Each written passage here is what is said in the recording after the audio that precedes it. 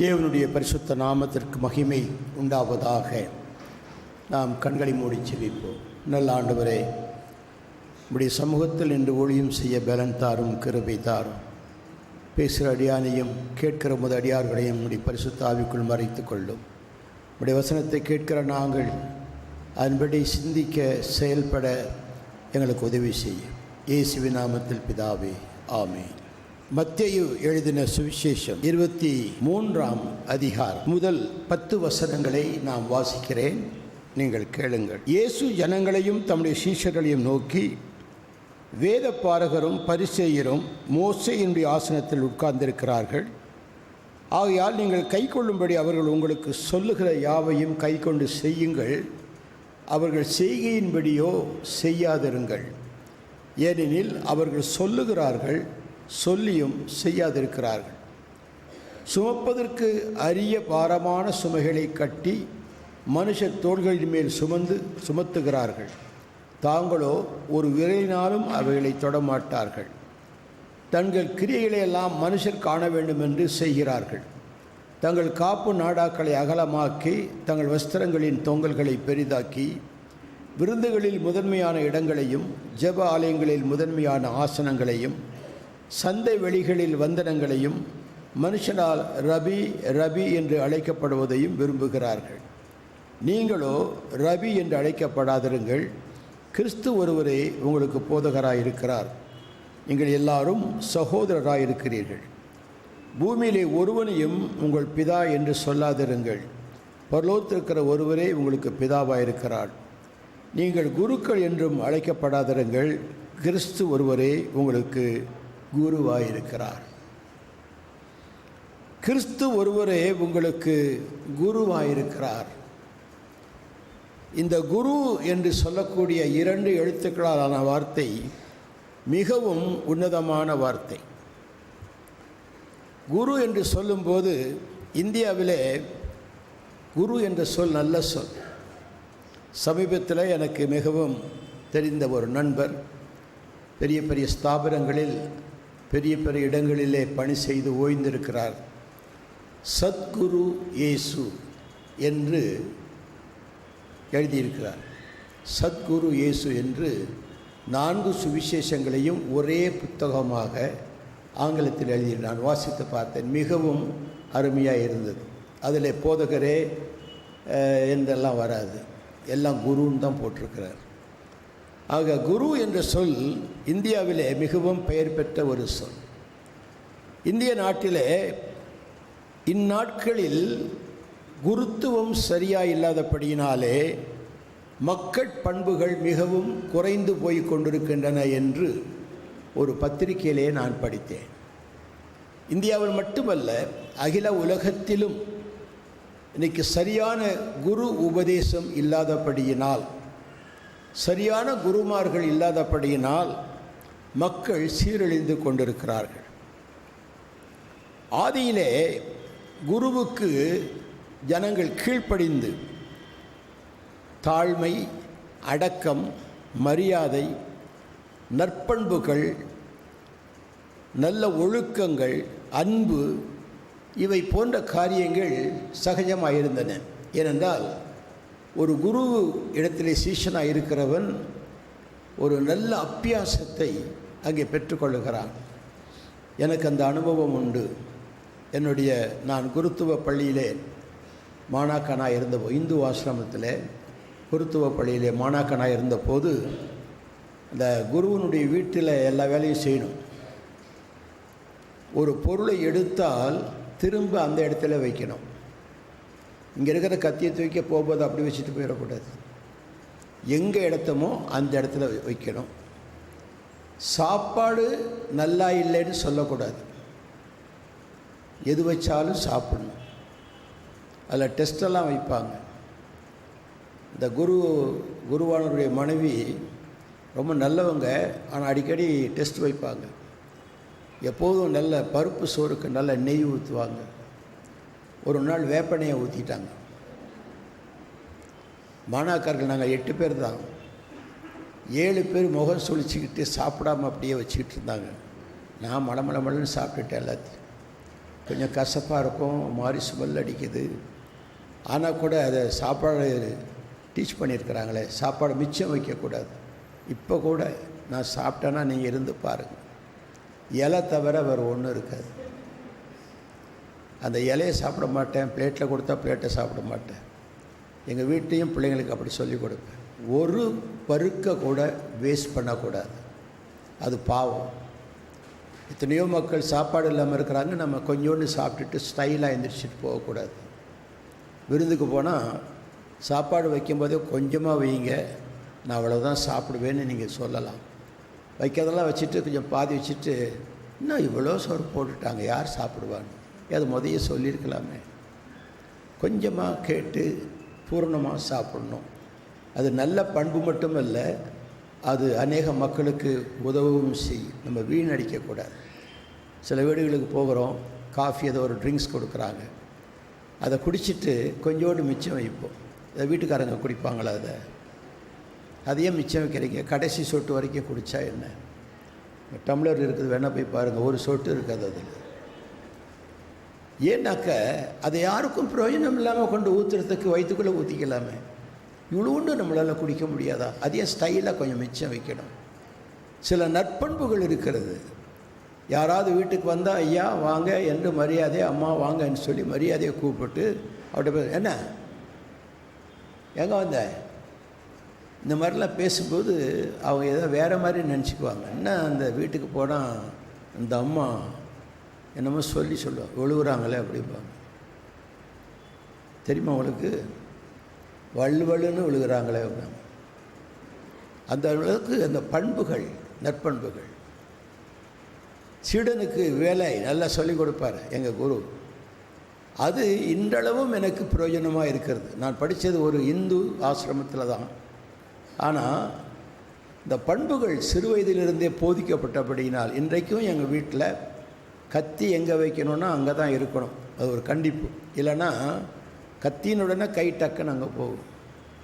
அது யாராவது உபயோகப்படுத்திட்டு வேறு பக்கம் வச்சுட்டாங்கன்னா தேட வேண்டியது, கத்தி எங்கே எங்கன்னு கத்திக்கிட்டே இருக்கும்.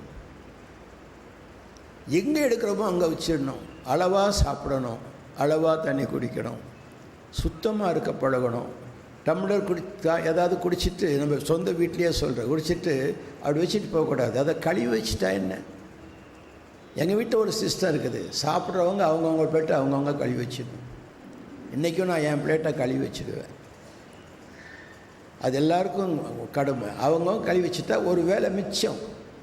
இல்லைன்னா எல்லாத்தையும் சேர்த்து ஒரு அம்மா செய்ய வேண்டியதாக இருக்கும்.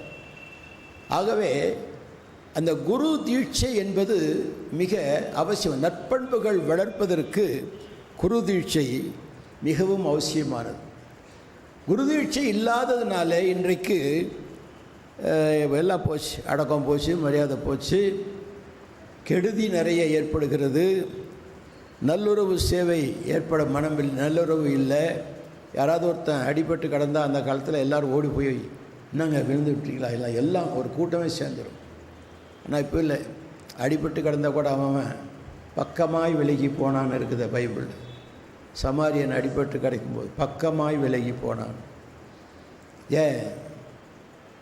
போய் உதவி செஞ்சோம்னா போலீஸ் வரும், அப்புறம் நம்மளெல்லாம் சாட்சி கையெழுத்து போட சொல்லுவாங்க, அது நம்மளுக்கு தொந்தரவு. அதனால அதெல்லாம் கண்டுக்காமல் போயிடுவாங்க. ஏனென்றால் அந்த குரு தீட்சையில் அது ஒரு பாடம். துன்புறுவோரை கண்டால் அவருக்கு அன்பு காட்ட வேண்டும். அப்படி ஒவ்வொரு காரியத்துக்கும் சொல்லிக் கொடுத்து குரு தீட்சையிலே மாணாக்கர்களை, சிறந்த மாணாக்கர்களை பொறுக்கி எடுத்து அவர்களையும் குருவாக மாற்றுவதற்கு அபியாசம் கொடுப்பார்கள். நம்ம இந்திய நாட்டில் சிவானந்தர், கிருஷ்ணானந்தர், பிரபுபாதா, மகேஷ் யோகி, இப்படிப்பட்ட பெரிய குருக்கள் மிகவும் பிரசித்தி பெற்றவர்கள். இவர்களுக்கெல்லாம் ஆயிரக்கணக்கான சீஷர்கள் இருந்தார்கள், இப்பொழுதும் இருக்கிறார்கள். பிரபுபாதாவினால் ஏற்படுத்தப்பட்டது தான் இஸ்கான். நம்ம தமிழ்நாட்டை இப்போ வேகமாக பரவி வருது இஸ்கான். இது வரைக்கும் இஸ்கான் தமிழ்நாட்டில் வேறு விட்டதில்லை. இப்போ அதுக்காக 2-3 இடத்துல கோயில் கட்டிட்டாங்க. அடையாறில் ஒன்று கட்டினாங்க, அந்த குளோபல் ஆஸ்பத்திரிக்கு போகிற வழியில் ஏரிக்குள்ள பெரிய ஆலயம் ஒன்று கட்டியிருக்கிறாங்க. வேறு நிறைய இடத்துல ஆலயம் கட்டி தினம் அங்கேருந்து ஆட்களை மக்களை சந்திக்கும்படி அனுப்புகிறார்கள் அவருடைய சீஷர்கள். அந்த சீஷர்களுக்கு தனியாக எல்லாரும் 2 வெள்ளைக்கோடு போட்டு நடுவில் சிவப்பு கோடு நாமம் போடுவாங்க. இந்த சீஷர்கள் மட்டும் இவங்களுக்கு சந்தனத்தில் 3 கோடு போட்டிருப்பாங்க. நான் ஒரு முறை ஒரு மார்க்கெட்டில் அப்படி ஒரு ஆளை பார்த்தேன். உடனே ஓடி போய், தம்பி இங்கே வாங்க, நீங்கள் என்ன மார்க்கம், நீங்கள் நாமம் போடும்போது சந்தனத்திலே போட்டிருக்கிறீங்களேன்னு கேட்டால், இல்லை சார் நாங்கள்லாம் டீச்சிங் படிக்கிறோம், இந்து மார்க்கத்தில் இருக்கக்கூடிய சந்தேகங்கள்லாம் கேட்டால் நீங்கள் சொல்லுவீங்களா? வாங்க, நீங்கள் ஒழுங்காக வந்தீங்கன்னா நிறைய கற்றுக்கலாம் அப்படின்ட்டு அவர் எப்படா ஆளை பிடிக்கலான்னு தான் பேசுகிறார். நம்ம என்ன செய்கிறோம்? அவர்கள் சீஷர்களை குருவாக மாற்றுவதற்கு அனுப்புகிறார்கள். கோயம்புத்தூருக்கு போனேன். அங்கே ஒரு வீட்டுக்கு பக்கத்தில் ஒரு லேடி, இளம்பெண், ஒரே ஒரு குழந்தை தான் இருக்குது அவங்களுக்கு. பெருசாக நாமம் போட்டிருக்கிறாங்க நெத்தியில். நான் பெண்கள் நாமம் போட்டு பார்த்ததே இல்லை, ஆண்கள் தான் போடுவாங்க. பெண்கள் ஒரு சின்ன கோடு போடுவாங்க நெத்தியில். ஆனால் அந்த அம்மா பெருசாக நாமம் போட்டிருக்கிறாங்க. நான் கேட்டேன், என்னம்மா நீங்கள் லேடிஸ் நாமம் போட மாட்டாங்களே, நீங்கள் இப்படி? இல்லைங்க, நாங்கள் இஸ்கானில் சேர்ந்துட்டோம் அப்படின்னு சொல்கிறாங்க. அங்கே குருத்துவத்தை சரியான முறையிலே இப்பொழுது சொல்லிக் கொடுத்து வருகிறார்கள். அநேக இந்து பெண்கள், இந்து வாலிபர்கள், பெரியவர்கள் அங்கே போய் அவர்கள் கொடுக்குற டீச்சிங்கில் மயங்கி உட்கார்ந்துருக்கிறாங்க. அப்படியானால் இவர்களுக்கெல்லாம் ஆயிரக்கணக்கான மக்கள் சீடர்களாக இருக்கிறார்களே, நமக்கு ஏன் அப்படி இல்லை?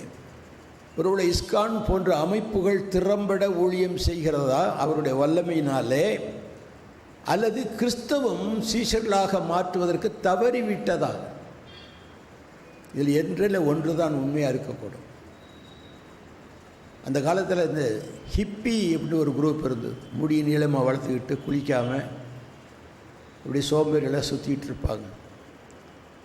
குளிக்க மாட்டாங்க, சுத்தமாக இருக்க மாட்டாங்க.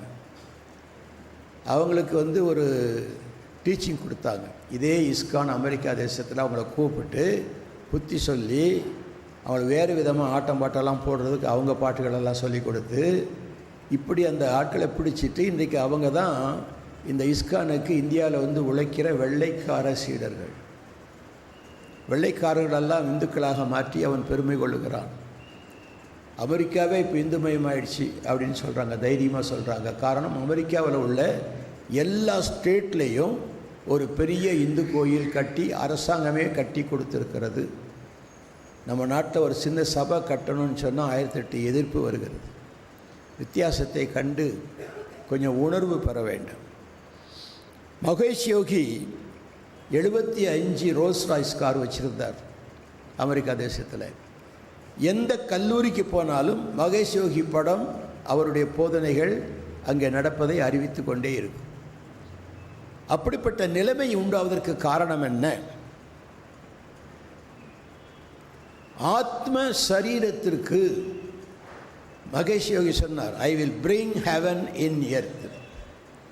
பரலோகத்தை பூமியிலே நாங்கள் காட்டுகிறோம் என்று அவர்கள் அனைத்து அவர்களை இது மாதிரியே செட் பண்ணிடுறாங்க. எப்படியோ நம்ம அப்படி செய்யலை, கர்த்தர் பார்த்து கொள்வார் அப்படின்னு சொல்லுவோம், அல்லது ஜெபம் பண்ணுறோம் அப்படின்னு சொல்லுவீங்க. இந்த 2 பொய்யும் இனிமேல் சொல்லாதீங்க. ஆக்ஷனில் இறங்குங்க. அப்போ தான் உங்கள் சபைக்கும் ஆசீர்வாதம், உங்களுக்கும் ஆசீர்வாதம். சரி, இந்த குருத்துவம் ஆரம்பிக்கும் காலத்தில் கிபி 200ஆம் ஆண்டு போல, கிறிஸ்துவுக்கு முன்பு அல்ல, கிறிஸ்துவுக்கு பின்பு 200 ஆண்டுகள் போல உபனிஷத்துக்கள் எழுதப்பட்டன. அந்த உபனிஷத்துக்களிலே சிறந்த உபனிஷத்தாக எடுத்துக்கொள்ளப்பட்டது கட உபனிஷத்து. அதில் ஒரு நல்ல ஸ்லோகம் வருகிறது, அசோத்தமா சத்கமய தமசமா ஜோதிர்கமய மிருத்யுமாமிருதம் கமய. இது ஒரு ஜெபம். இதை சும்மா சொல்லிக்கிட்டே இருப்பாங்க. மூன்று லைன் தான், திருப்பி திருப்பி திருப்பி திருப்பி சொல்லுவாங்க. அசத்தமா சத்கமய, சத்தியத்தில் இல்லாததிலிருந்து சத்தியத்துக்குள் வழி நடத்தும். அசத் என்றால் சத்தியம் இல்லாதது, முன்னால் வந்த எதிர்ப்பதம். அசோத்தமா சத்கமய, சத்தியம் இல்லாததிலிருந்து சத்தியத்துக்குள் வழி நடத்தும். தமோஸ்வமா ஜோதிர்கமய, தமஸ் என்றால் இருள், இருளில் இருந்து வெளிக்குள் வழி நடத்தும். மிருத்யுமா அம்ருதம் கமய, மிருத் என்றால் மரணம், அம்ருத் என்றால் ஜீவன், மரணத்திலிருந்து ஜீவனுக்குள் வழிநடத்தும் என்று பிரார்த்தனை செய்கிறார்கள். யாரிடத்தில்? தங்களுக்கு தெரியாத ஒரு ஆண்டவரிடத்திலே. அக்காலத்தில் இந்து மதம் இல்லை. உபனிஷத்து காலத்திலும் வேத காலத்திலும் இந்து மதம் என்ற பேச்சுக்கே இடம் கிடையாது. அவரவர்கள் தனித்தனியாக அமர்ந்து காடுகளிலே தபோவனங்களிலே ஆசிரமங்கள் அமைத்து இந்த மாதிரி பாடல்களை எல்லாம் பாடிக்கொண்டிருந்த காலம். அப்போது யாருக்கிட்ட பாடுறாங்கன்னு கேட்டால், ஒரு இறைவன், எங்களுக்கு தெரியாத ஒரு இறைவன். என்ன கேட்கிறார்கள்? சத்தியமில்லாதிருந்து சத்தியத்திற்குள் வழி நடத்தும், இருளிலிருந்து வெளிச்சத்துக்கு வழி நடத்தும், மரணத்திலிருந்து ஜீவனுக்குள் வழி நடத்தும் என்று ஒரு ஆண்டவர்கிட்ட வேண்டிக்கிறாங்க. இந்த பாடலுக்கு எந்த ஆண்டவர் பதில் சொன்னார் சொல்லுங்க? இந்த பாடலுக்கு எந்த ஆண்டவர் பதில் சொன்னார்? அவங்க வச்சிருக்கிற 33 கோடி தேவர்களை ஒருத்தர் கூட அதுக்கு பதில் சொல்லலை. இயேசு கிறிஸ்து மாத்திரம்தான் சொன்னார், நானே வழியும் சத்தியமும் ஜீவனுமாக இருக்கிறேன், என்னாலே அல்லாமல் ஒருவனும் அந்த பரலோகத்துக்குள் பிரவேசிப்பதில்லை. நான் அவளை கேட்பது உண்டு, இந்த ஸ்லோகம் சொல்கிறீங்களே, எந்த ஆண்டவர் உங்களுக்கு என்ன வாக்கு கொடுத்துருக்கிறாரு? சொல்லிக்கிட்டே இருக்கிறோம் சார், எங்களுக்கு இன்னும் வெளிப்படலை. இப்படி நம்பிக்கையற்றவர்களான பக்திமான்கள் ஏராளம் உண்டு. கிறிஸ்தவத்தில் கூட விசுவாசம் தெரியாத அநேக கிறிஸ்தவர்கள் விசுவாச பிரமாணத்தை சபையிலே சொல்வார்கள். சில சபையில் விசுவாச பிரமாணம்னு ஒன்று வச்சுருக்காங்க. அது 2 விசுவாச பிரமாணம் உண்டு. நிச்சயா விசுவாச பிரமாணம் ஒன்று உண்டு. இதை சொல்லிட்டா ரொம்ப திருப்தி அவங்களுக்கு. அது லுத்தரன் சபைக்கு போனீங்கன்னா விசுவாச பிரமாணம் ரொம்ப உயிர் போன்றது அவங்களுக்கு, அதை சொல்லுவாங்க. ஆனால் தேவனுடைய வார்த்தையிலே நம்முடைய பைபிளில் இருக்கிறப்போ பார்த்தா, விசுவாசம் என்று சொல்வது இறைவன் கொடுக்கிற ஒரு வரம். இறைவன் கொடுக்கிற ஒரு வரம். 1 கொரிந்தியர் 12ஆம் அதிகாரத்தில் 7ஆம் வசனம் 8ஆம் வசனம் படிப்போம். ஆவியினுடைய அனுக்கிரகம் அவன் அவனுடைய பிரயோஜனத்திற்கென்று அளிக்கப்பட்டிருக்கிறது. எப்படி எனில், ஒருவனுக்கு ஆவியினாலே ஞானத்தை போதிக்கும் வசனமும், வேறொருவனுக்கு அந்த ஆவியினாலே அறிவை உணர்த்தும் வசனமும், வேறொருவனுக்கு அந்த ஆவியினாலே விசுவாசமும், வேறொருவனுக்கு அந்த ஆவியினாலே குணமாக்கும் மரங்களும், வேறொருவனுக்கு அற்புதங்களை செய்யும் சக்தியும், வேறொருவனுக்கு தீர்க்க தரிசனம் உரைத்தலும், வேறொருவனுக்கு ஆவிகளை பகுத்தறிதலும், வேறொருவனுக்கு பற்பல பாஷைகளை பேசுதலும், வேறொருவனுக்கு பாஷைகளை வியாக்கியானம் பண்ணுதலும் அளிக்கப்படுகிறது. இவைகளையெல்லாம் அந்த ஒரே ஆவியானவர் நடப்பித்து தமது சித்தத்தின்படியே அவன் அவனுக்கு பகிர்ந்து கொடுக்கிறார். சரி, போதும். மொத்தம் 9 காரியம் சொல்கிறார். 9 காரியம் சொல்லப்பட்டிருக்குது. 3வது வரம் என்ன? விசுவாசம். ஆவியை நீங்கள் பெற்றிருப்பதற்கு அடையாளம் விசுவாசமும் ஒன்று. அநேக மக்கள் ஆவியை பெற்றிருப்பதற்கு அடையாளம் அந்நிய பாஷைன்னு சொல்லிக்கிட்டு இருக்கிறாங்க. அப்படி பைபிளில் சொல்லலை. 9 வரங்கள் சொல்லப்பட்டிருக்கிறது அந்த பகுதியிலே. அந்த 9 வரங்களில் ஏதாயிலும் ஒரு வரம் என்னிடத்தில் இருந்தால் கூட நான் கிறிஸ்துவின் ஆவியை உடையவன். அந்நிய பாஷை தெரியலன்னா கூட சொல்லி கொடுப்பாங்க. தலைமையில கை வச்சு ஆட்டி தோத்திரம் தோத்திரம் தோத்திரம் தோத்திரம்னு சொல்லுங்கன்னு சொல்லி தொண்டையை பிடிச்சிட்டு ஆட்டுவாங்க சில பேர். அது இப்படி பேசும்போது நான் அந்நிய பாஷை வந்துடுச்சிங்க. தவறான போதனை குரு போதனைகள் தவறான வழியிலே சென்று கொண்டிருக்கிறது. அந்நிய பாஷை பேசினாதான் பரிசுத்த ஆவி. இல்லவே இல்லை. நான் அடித்து சொல்லுவேன் வேத வசனத்தின்படி. மூன்றாவது விசுவாசம். பரிசுத்த ஆவி இல்லாதபடி ஒருவரும் இயேசுவை கர்த்தர் என்று அறிக்கை செய்ய முடியாது. மூன்றாம் வசனம் படிங்க, 12:3. ஆதலால் தேவனுடைய ஆவியினாலே பேசுகிற எவனும் இயேசுவை சபிக்கப்பட்டவன் என்று சொல்ல மற்றும் பரிசுத்த ஆவியினாலே அன்றி இயேசுவை கர்த்தர் என்று ஒருவனும் சொல்லக்கூடாதென்றும் உங்களுக்கு தெரிவிக்கிறேன். ஒருவனும் சொல்ல முடியாது. பரிசுத்த ஆவினாலே அன்றி இயேசுவை கர்த்தர் என்று ஒருவனும் சொல்ல முடியாது. நாம் இயேசுவை கர்த்தர் என்று சொல்லும்போது பரிசுத்த ஆவியை பெற்றிருக்கிறேன். ஆமென். 2 பேர் சொன்னீங்க, ரொம்ப சந்தோஷம். மற்றவங்களுக்கெல்லாம் அது ஒத்துக்கல போல இருக்குது. ஆமெனா இல்லையா? நிஜமாக சொல்லுங்க. இயேசுவை கர்த்தர் என்று நம் நாவினால் அறிக்கை செய்யும் பொழுது பரிசுத்த ஆவியார் நமக்குள் இருக்கிறார். அதான் அடையாளம். அப்போஸ்தலர் 2:37 சகோதரன்மாரே, நாங்கள் என்ன செய்ய வேண்டும் என்று கேட்டார்கள். அதற்கு பேதுரு அப்போஸ்தலர் பதில் கொடுத்தார், நீங்கள் மனம் திரும்பி. பேதுரு அவர்களை நோக்கி, நீங்கள் மனம் திரும்பி ஒவ்வொருவரும் பாவ மன்னிப்புக்கென்று இயேசு கிறிஸ்துவின் நாமத்தினாலே ஞானஸ்நானம் பெற்றுக் கொள்ளுங்கள். அப்பொழுது பரிசுத்த ஆவியின் வரத்தை பெறுவீர்கள். பரிசுத்த ஆவியின் வரத்தை, அபிஷேகத்தை என்று போடவில்லை. பரிசுத்த ஆவியின் வரத்தை பெற்றுக்கொள்வீர்கள். ஆவியின் வரம் 9 என்பது 1 கொரிந்தியர் 12 7 முதல் 10 வரைக்கும் சொல்லப்பட்டிருக்கிறது. இந்த 9 வரங்களிலே ஒரு வரத்தையாயிலும் கர்த்தர் நமக்கு நிச்சயம் கொடுக்கிறார். அது விசுவாசம் என்ற வரம். ஆகவே குரு போதனை என்று சொல்லும் பொழுது அந்த குரு போதனையில் கொஞ்சம் தவறினாலும் நாம் தவறான வழிக்குள் உண்மை என்று நம்பிக்கொண்டு தவறான வழியிலே சென்று கொண்டிருக்கிறோம். ஏனென்றால் இலக்கணப்படி, வேத இலக்கணப்படி கு என்ற எழுத்துக்கு பாவம், அஞ்ஞானம், இருள் என்று 3 விதமான பதில்கள் தொக்கி நிற்கின்றது. ரு என்ற எழுத்துக்கு அழித்தல், விடுவித்தல், வழிகாட்டுதல் என்று 3 விதமான பொருள் கொடுக்கப்பட்டிருக்கிறது. ஆகவே குரு என்று சொல்லக்கூடிய ஒரு நபர் என்ன செய்ய வேண்டும்? பாவத்தில் இருந்து விடுவிக்க வேண்டும். அஞ்ஞானத்திலிருந்து மெஞ்ஞானத்துக்கு கொண்டு வர வேண்டும். இருளிலிருந்து வெளிச்சத்துக்குள் வழி நடத்த வேண்டும். அவர்தான் ஒரு சத்குரு. அதே போல வேத காலங்களிலே குருத்துவம் கிடையாது. அக்காலங்களிலே அவர்கள் ஆரியர்கள் என்பார்.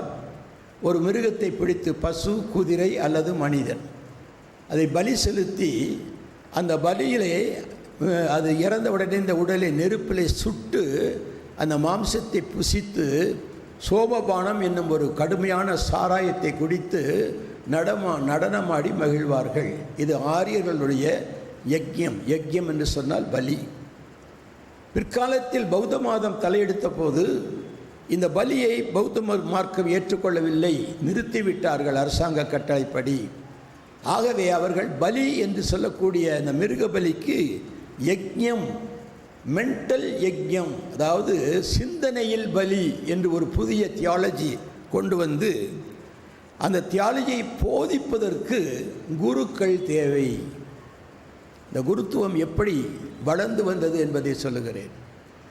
ஆகவே சிந்தனையில் பலி செலுத்துதலை எப்படி கற்றுக்கொள்வது என்பதற்கு குரு என்ற முறை கிபி 300 ஆரம்பித்தது. அதே காலத்தில் 2 மதங்கள் தோன்றின, பௌராணிகம், தந்திரம். 2 மதங்கள், ஹிந்து மதம் அல்ல, பௌராணிகம், தந்திரம் என்ற 2 மதங்கள் தோன்றின. பௌராணிகம் போதிப்பதை காட்டிலும், மற்றவர்களுக்கு சொல்லிக் கொடுப்பதை காட்டிலும் தங்கள் பௌராணிக மதத்தை பரப்புவதிலேயே முக்கியமாக நோட்டமிட்டு கொண்டிருந்தார்கள். அவர்களுக்கு மதத்தை பரப்புவதுதான் முதல் வேலை. தந்திரம் என்று சொல்வது ஓதுதல், தாங்கள் கற்றவற்றை ஓதுதல். ஓதும் பொழுது மற்றவர்கள் கேட்பார்கள். ஓதுவார் என்ற ஒரு பிரிவினரே நம்ம தமிழ்நாட்டில் உண்டு, இன்றைக்கும் உண்டு. அவர்கள் தந்திரா என்ற மார்க்கத்தை சேர்ந்தவர்கள். மேலும் உபனிஷ காலத்தில் சூத்திரர்களை தவிர பௌராணிகர்கள் மற்ற எல்லாருக்கும் வேதம் கற்றுக் கொடுத்தார்கள். ஆனால் தந்திரக்காரர்கள், தந்திர மார்க்கத்தை சேர்ந்தவர்கள் தங்கள் இனத்திற்கு மட்டும், அதாவது பிராமண இனத்திற்கு மட்டும் வேதம் சொல்லிக் கொடுத்தார்கள், மற்றவர்களுக்கு சொல்லிக் கொடுக்க மறுத்தார்கள். அக்காலத்து குரு திருமணமானவராக இருக்க வேண்டும், பிள்ளைக்குட்டிகளுடன் வாழ்க்கை நடத்தி காட்ட வேண்டும், குடும்பஸ்தராக இருக்கிறவர் தான் குருவாக இருக்க லாயக்கு உள்ளவர். அது மட்டுமல்ல, குரு என்று சொல்லும்போது இதில் தந்திராக்காரர்கள் சொல்லுகிற குரு பெரியவரா அல்லது பௌராணிகர் சொல்லுகிற குரு பெரியவரா என்று யார் பெரியவர் என்று ஒரு போட்டி ஏற்பட்டது. கிபி 1440 ஆண்டு முதல் 1518 ஆண்டு வரை சந்த் கபீர் என்று சொல்லக்கூடிய ஒரு இஸ்லாமியர் எல்லா மார்க்கங்களையும் ஒன்று சேர்த்து ஒரு புதிய உபதேசம் செய்ய ஆரம்பித்தார். அதை அநேக மக்கள் விரும்பி ஏற்றுக்கொண்டார்கள். அக்காலகட்டத்திலே சென்ட் கபீர் ஒரு சிறந்த குருவாக ஏற்றுக்கொள்ளப்பட்டார். அவர் விக்கிரக ஆராதனையையும் அவதார கொள்கைகளையும் அகற்றிவிட்டு அந்த இடத்திலே குரு என்ற ஸ்தானத்தை கொண்டு வந்து வைத்தார். கோயிலில் குரு தான் பெரியவர், அங்கே இருக்கிற பொம்மை ஒன்றும் பெருசு கிடையாது, குரு தான் பெரியவர்.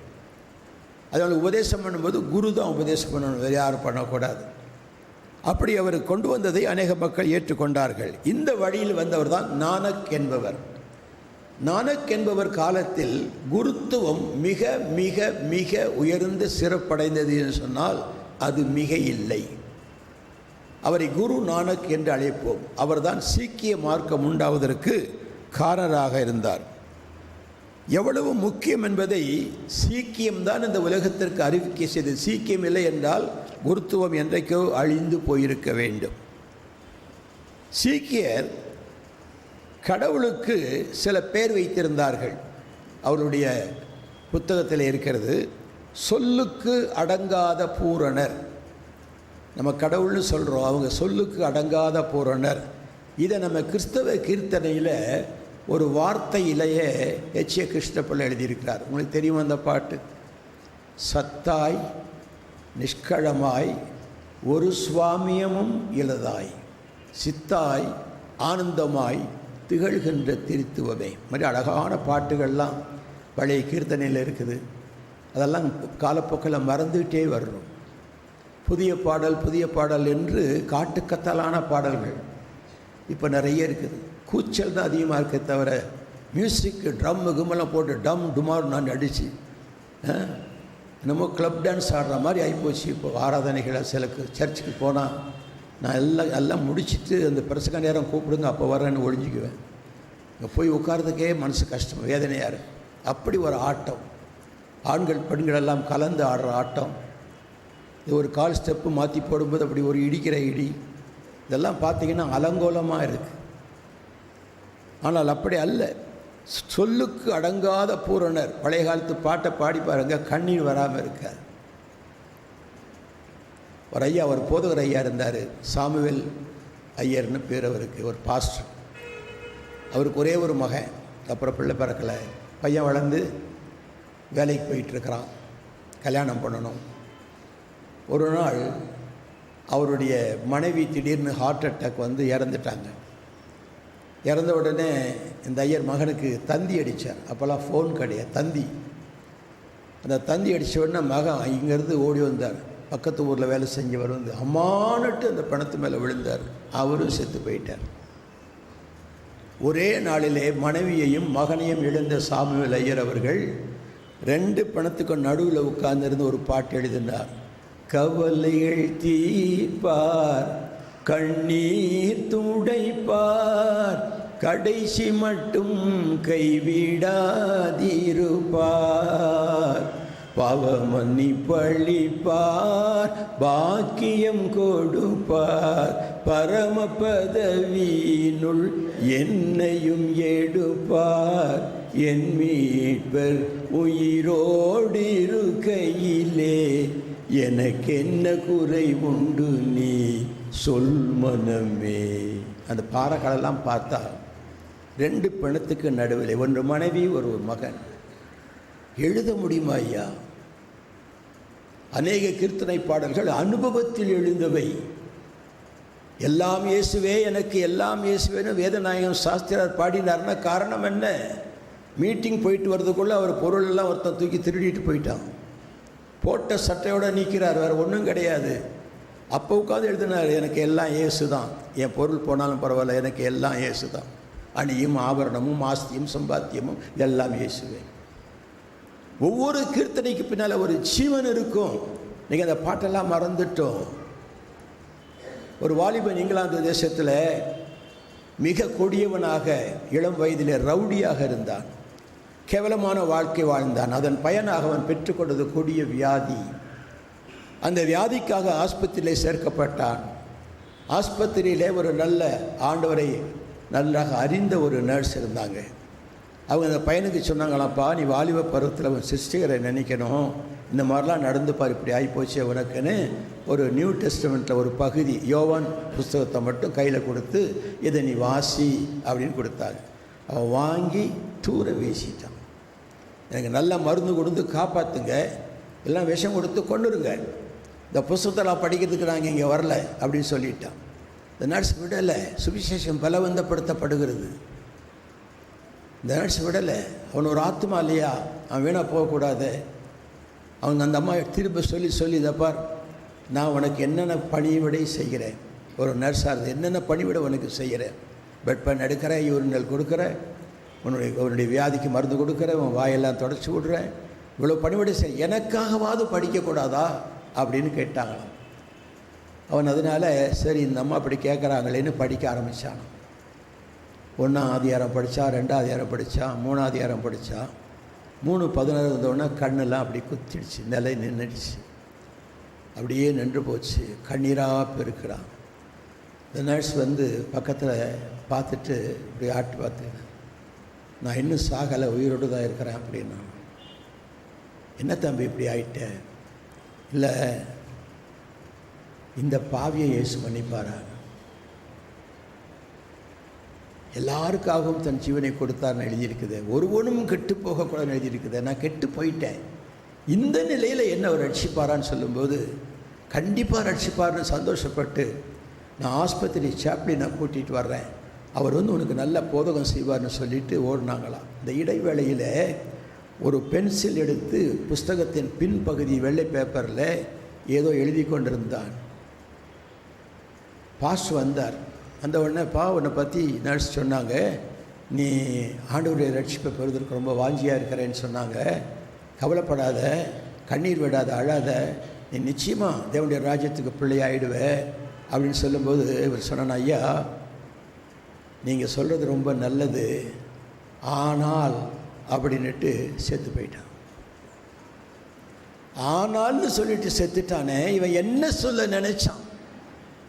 அந்த பாஸ்டருக்கு விளங்கலை. அவனுடைய பென்சிலும் புஸ்தகமும் கீழே விழுந்தபோது அந்த புஸ்தகத்தை எடுத்து பார்த்தார். அது எழுதியிருந்தது என்ன?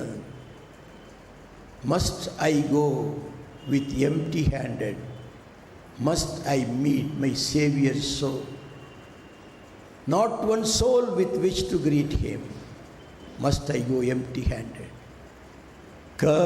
கரையேறி உமதண்டை நிற்கும் போது ரட்சகா, வெறும் கையனாகன்று கண்டு கொள்ளலாகுமோ, ஆத்மா ஒன்றும் ரட்சிக்காமல் வெட்கத்தோடே ஆண்டவா, வெறும் கையனாக உம்மை கண்டு கொள்ளலாகுமோ. அந்த 4 வரிகளை வைத்து அந்த ஐயர் அவர்கள் மற்ற கவிகளை எழுதி இன்றைக்கும் உலகத்தில் ஜீவனுள்ள 7 ஆங்கில பாடல்களிலே இதுவும் ஒன்று. ஐயா, நான் ரட்சிக்கப்பட்டுட்டேன்னு பரலோகத்துக்குள்ளே போகும்போது, உன்னை ரட்சித்தேனே, எனக்கு எத்தனை பேரப்பா நீ ரட்சிப்புக்குள்ளே நடத்தினேன்னு கேட்பாரே, நான் வெறுங்கையனாவா போக, ஒரு குழந்தை பிறந்த வீட்டுக்கு 1 மீட்டர் துணி வாங்கிட்டு போகிறோம். ஒரு கல்யாணத்துக்கு போனால் அட்லீஸ்ட் பிளாஸ்டிக் டப்பாவையாவது கலர் பேப்பரில் சுற்றி கொண்டு போய் கொடுத்துட்டு வர்றோம். வெறும் கையாக போகிறதில்ல. சர்ச்சுக்கு வந்தால் கண்டிப்பாக கொஞ்சம் காசு கொண்டாந்து காணிக்கையில் போடுறோம். வெறும் கையாக வர்றதில்லை. பரலோகத்துக்கு மட்டும் நீங்கள் ஒரு ஆத்மாவை ரட்சிப்புகள் நடத்தாமல் எப்படி போவீங்க? நான் ஏன் இதை சொல்கிறேன்னு சொன்னால், பாடல்களிலே ஜீவன் இருக்கணும். அந்த பாடல்களை ஜீவனோடும் பாடணும். வேடிக்கைக்காக பாடக்கூடாது. எனக்கும் பாட தெரியும்னு பாடக்கூடாது. ஒரு லயம், அந்த பாடல் பாடும்போது ஒரு உணர்வு, இதெல்லாம் இல்லாமல் நீங்கள் பாடினீங்கன்னா அந்த பாடல் பாடாமல் இருக்கிறதே நல்லது. ஐயருக்கு தொண்டை கட்டி இருக்குது, தண்ணியை குடிச்சிட்டு சத்தமாக பாடுறார். நான் பின்னால் இருந்து பார்த்துக்கிட்டு இருப்பேன், இந்த மனுஷனுக்கு இவ்வளவு ஆர்வம், சத்தத்தை உயர்த்தி பாடுறாரு. சில சமயம் ராகத்தை நல்லா கற்றுக்கொள்ளாமலே நீங்கள் தனி ராகம் போட்டு பாடிடுறீங்க, அதுவும் தப்பு. நான் யோசிச்சுட்டு இருந்தேன், சாரா நவரோஜி அம்மா பாடல் பாடும்போது அந்த அம்மா இப்போ இருந்தாங்கன்னா பெரம்பு எடுத்துக்கிட்டு அடிச்சு போடுவாங்கன்னு. நல்ல ராகத்தை கற்றுக்கொண்டு அவங்க அமைத்த ராகத்தில் பாட, நம்ம ஒரு ராகத்தில் பாடக்கூடாது. ஆகினால்தான் பாடகர் குழு இருக்குது, பாட்டு சொல்லிக் கொடுக்கறதுக்கு ஆள் இருக்கிறாங்க. எனக்கும் பாட தெரியும்னு பாடக்கூடாது. வேதத்தில் சில குரு உபதேசத்தில் இதெல்லாம் வருதுங்க. எங்களுக்கு எப்படி இந்த சாதனம் செய்யணும்னு சொல்லி எங்கள் குரு பத்தினி பாடி காட்டுவாங்க. அது மாதிரி பண்ணும். கொஞ்சம் மாற்றி படித்தாலும் பளீர்னு ஒரு அடி வைப்பாங்க. சிக்ஷை, சீஷத்துவ சிக்ஷை எவ்வளவு அவசியம். அந்த சீஷத்துவத்தை உணர்த்துவது தான் குருத்துவம். அந்த குருத்துவம் என்று சொல்வது ஏதோ போய் 3 வருஷம் 4 வருஷம் படிச்சுட்டு வந்து ஒரு பாஸ்டராக மாறுறது அல்ல. குருத்துவம் என்பது தன்னை உணர்ந்து தான் உணர்ந்ததை மற்றவரிடத்தில் எப்படியாயிலும் கொடுக்க வேண்டும் என்ற ஆர்வத்தோடு தேவ பணிவிடையை தன் பணிவிடையாக அல்ல, தேவ பணிவிடையாக சம்பளமில்லாமல் வேலை செய்வதற்கு எத்தனை ஆட்கள் இன்றைக்கு அலைந்து கொண்டிருக்கிறார்கள். முழங்கால் போட்டு ஜெபம் பண்ணுறதுக்கு கூட பலன் இல்லாமல் பழைய சொத்தை சாப்பிட்டுட்டு தோளில் பைய போட்டுட்டு கிராமத்தில் எத்தனை பாஸ்டர் சுற்றிட்டு இருக்கிறாங்க. நான் பார்த்து பரிதாபப்படுவேன். அப்படிப்பட்ட பாஸ்டர்களெல்லாம் இன்றைக்கி கூட்டி ஒரு குழு அமைத்து அவர்கள் எப்படி போதிக்கணும், எப்படி சொல்லணும், எந்த கருத்தை எதோடு ஒப்பிடணும், இந்த ட்ரைனிங் எல்லாம் கொடுத்து சீர்படுத்தி கொண்டு வருகிறோம். ஏன்? சரியான போதனைகள் இல்லாதனாலே தவறுதலான போதனைகள் வருகிறது. நீங்கள் இங்கே இருக்கிறீங்கன்னா நீங்கள் ஒவ்வொருவரும் ஒரு ஊழியக்காரராக இருக்கணும். யாங்கி சோ என்ற கொரியா தேசத்து மனிதர், அவரை நான் ஒரு முறை ஒரு கான்ஃபரன்ஸில் சந்தித்தேன். ஐயா, உங்கள்கிட்ட 5 லட்சம் 6 லட்சம் பேர் சபைக்கு வர்றாங்களாமே, என்ன பண்ணீங்கன்னு கேட்டேன். நான் ஒன்றுமே பண்ணல, எங்கள் சபையில் இருக்கிற ஒவ்வொருவரையும் ஒரு எவாஞ்சலிஸ்டாக பாஸ்டராக ட்ரெயின் பண்ணி வச்சுருக்கேன்னார். வேறு ஒன்றும் செய்யலை. ஒவ்வொரு மெம்பரும் ஒரு பாஸ்டர் அல்லது ஒரு எவாஞ்சலிஸ்ட், அந்த அளவுக்கு அவங்கள ட்ரைனிங் கொடுத்து வச்சுருக்கிறேன். அவங்க வரும்போது தானாக வருவதில்லை, கூட 2 பேரை கூட்டிகிட்டு வர்றாங்க. இங்கே வந்து அவன் மாட்டிக்கிறான், அவனையும் நாங்கள் மாற்றி விட்றோம். இந்த மாதிரி நாங்கள் செய்கிறதுனால தான் எங்கள் சபையில் இப்போ லட்சமாக ஜனங்க வர்றாங்க. வெட்கப்பட்டு போனேன். நமக்கு வசதி இருக்குது, சொல்லிக் கொடுக்க ஆட்களும் இருக்கிறார்கள். அவர்களெல்லாம் விட்டுட்டு டான்ஸ் ஆடுறவங்க, கதை விடுறவங்க. நான் சாப்பிட்டு கொண்டு இருக்கும் பொழுது என் மேஜையின் மீது இருந்த தட்டில் இருக்கிற அப்பம் வர வர குறைந்து கொண்டே வந்தது. என்னடான்னு பார்த்தா தேவதூதன் வந்து என் அப்பத்தை பிச்சு பிச்சு திங்கிறான். இதை டிவியில் வேற காமிக்கிறாங்க. தேவதூதனை கூட அவர் போகும்போது சொல்லிட்டு போனான், இனிமேல் கடை அப்பம் வாங்காத, வீட்டில் செய்ய, அப்போ தான் நான் சாப்பிடுவேன்னு சொல்லிட்டு போயிருக்கிறாராம். இந்த மாதிரி அம்புலி மாமா கதைகளெல்லாம் சொல்லும்போது நிறுத்தியான ஒரு சத்த கூட்டத்திலிருந்து வந்தால் நல்லாயிருக்கும். அப்படியே கேட்டுட்டு வர்றோம். அங்கேயே கண்டிக்கணும். ஒரு பாஸ்டர் நான் அப்படி சொல்லிட்டு, இது மாதிரிலாம் பேசாதாங்க பாஸ்டர், அதுலேருந்து என் மேலே கோபம் இருக்குது. நான் சொல்லும்போது நேரடியாக தான் சொல்லுவேன், மறைச்சி பேச மாட்டேன், மழுப்பி பேச மாட்டேன், அவங்க என்னை லைக் பண்ணணுங்கிறதுக்காக பேச மாட்டேன், நேரடியாக வசனத்துக்கு சொல்லிவிடுவேன். ஆப்பம் சாப்பிட்றாங்க தேவதூதன். ஐயா, தேவதூதனுக்கு நம்ம போல் குடலும் கிடையாது, வயிறும் கிடையாது, அவன் ஆவியாக இருக்கிறான். அவன் எப்படி வந்து ஆப்பம் சாப்பிடுவார்? கொஞ்சம் யோசித்து பாருங்கள், கொஞ்சம் சிந்தனையில் யோசித்து பாருங்கள். இந்த மாதிரி சொல்ல இதெல்லாம் பார்த்தீங்கன்னா இன்றைக்கி குரு போதனையில் இவர்களெல்லாம் சிக்ஷிக்கப்பட வேண்டியவர்கள். உங்களுக்கு ட்ரைனிங் வச்சு என்ன தான் பேசணும்னு சொல்லி கொடுக்கணும். ஒன்றும் தெரியாதனால நிறைய அளக்கிறாங்க. அவன் அழகழகாக நம்ம மடியில் வாங்கிட்டு வர்றோம். தேவவசனம் குரு போதனை, அந்த அந்த சொல்லுகின்ற சொல்லுக்கடங்காத பூரணர். கடவுள் என்பது சீக்கிய மதத்தில் சொல்லுக்கடங்காத பூரணர் என்றும் உருவமற்றவர் என்றும் வழிபட தகுந்தவர் என்றும் குரு என்பவர் ஒளியை வெளிப்படுத்துகிறவர் என்றும் சொல்கிறார். குருனா ஒளியை வெளிப்படுத்துகிறவர், அவர் குரு என்று பேர். குரு நானக் முதல் கடைசி ஒரு குரு வந்தார், கோவிந்த குரு, 10வது குரு. அவர் காலத்தில் அவர் நூதனமாக ஒன்று பிரசங்கித்தார். குரு என்பது ஒரு மனிதனுக்குள்ளே இருக்கிறார், அதனால் எல்லா மனிதர்களும் குரு அப்படின்னார். இப்போ எல்லோரும் குருவாயிட்டா காங்கிரிகேஷன் எங்கே? எல்லோரும் குருவாயிட்டா எப்படி? அது ஒரு பிரச்சனை வந்துடுச்சு, குழப்படி ஆகிப்போச்சு. குருவுக்கு இருக்கிறாங்க. குரு இறைவன் குரு வணக்கத்தை குறிப்பதனால அவனை மனிதன் என்று அழைக்கக்கூடாது, குரு என்றே அழைக்கலாம் என்று சொல்லும்போது பிரச்சனை வந்துடுச்சு. அப்போ எல்லா மனிதர்களும் குரு என்றால் உண்மையான குரு யார்? இப்போ மனிதர்களே குருவா? இப்படியெல்லாம் பிரச்சனை வந்ததுனால கோவிந்த குரு என்ன பண்ணார், சரி இனிமேல் குருவே வேண்டாம், இந்த 10 குருவினுடைய உபதேசங்களை கம்பைல் பண்ணி ஒரு நூலாக்கி, பைபிள் மாதிரி ஒரு புஸ்தகமாக்கி, அதை தான் நமக்கு எடுத்துக்கிற குருன்னு வச்சுக்கலான்னு சொல்லி ஆதி கிரந்த் சாஹிப் என்று ஒரு புஸ்தகத்துக்கு பேர் வச்சு அதை தான் இன்றைக்கு குருவாக வச்சுருக்காங்க. 10 குருமார்களின் உபதேசங்கள் அந்த ஆதி கிரந்த் சாஹிப்பில் இருக்குது. அன்றிலிருந்து கொஞ்சம் கொஞ்சமாக குரு ஈசத்திற்கு சீக்கிய மார்க்கத்திலேயே சரியானபடி ஒரு அமைப்பு ஏற்படவில்லை. ராதாசாமின்னு ஒருத்தர் இருந்தார். அவர் என்ன சொன்னார், எனக்குள்ளே இறைவன் இருக்கிறார், அதனால் நான் தானே கடவுள் அப்படின்னார். அகம் பிரம்மம், நானே கடவுள்.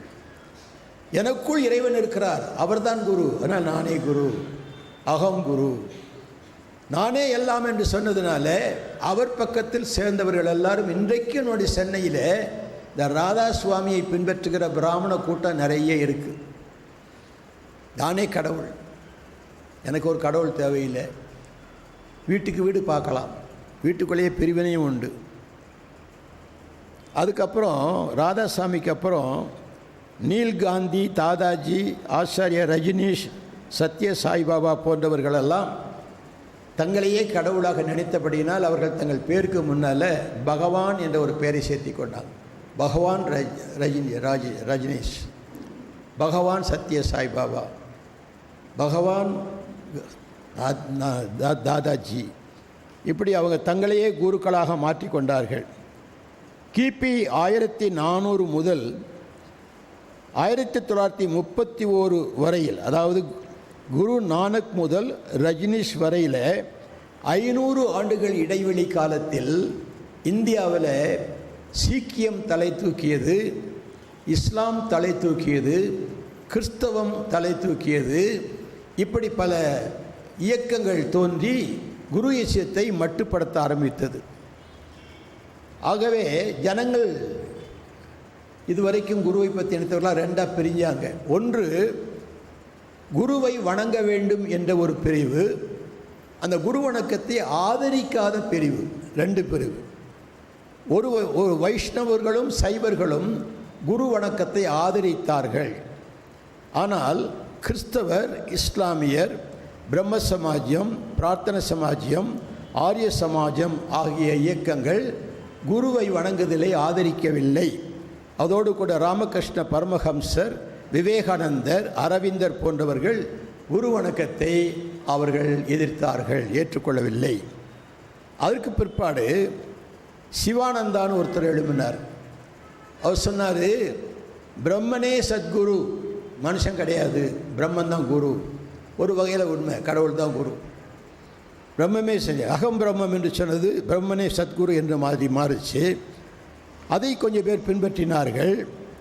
ஆனால் பிரபுபாதா, இஸ்கானில் உள்ள பிரபுபாதா என்பவர் தி சாண்டிங்ஸ் ஆஃப் ஹரே கிருஷ்ணா என்ற புத்தகத்தில் 5வது ஸ்லோகத்தில் இப்படி எழுதியிருக்கிறார், மாசற்ற தேவனின் அன்பை வெளிப்படுத்தும் மத்தியஸ்தனே குரு. எவ்வளவு அப்பட்டமாக இயேசு கிறிஸ்துவ சொல்கிறார். மாசற்ற இறைவனின் அன்பை வெளிப்படுத்தும் மத்தியஸ்தனே இயேசு கிறிஸ்துவுக்கு